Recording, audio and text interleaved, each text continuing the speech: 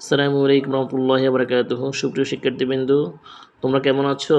আশা করি তোমরা এক প্রকার ভালো আছো। আমি আল্লাহর রহমতে এক প্রকার ভালো আছি। আজ আমি তোমাদের প্রাথমিক গণিত বইয়ের দশমিক ভগ্নাংশ অধ্যায়ের একটি সমস্যা নিয়ে আলোচনা করব। দশমিকের ভাগ।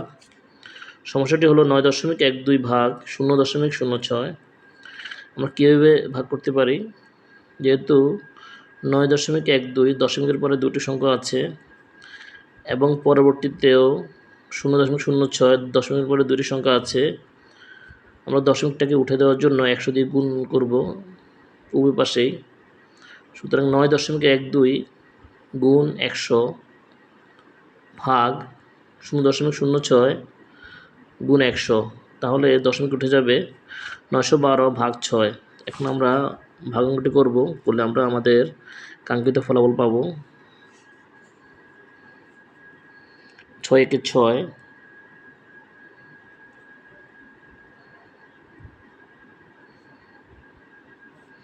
9 থেকে 6 বাদ দিলে 3, আমরা 1 নামাবো। এখন আবার ভাগ যাবে 5 6 30,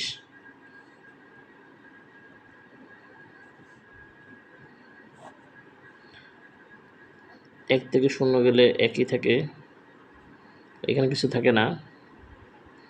আর বাকি রইল 2 নামাবো, তাহলে 6 দুগুণে 12 হচ্ছে।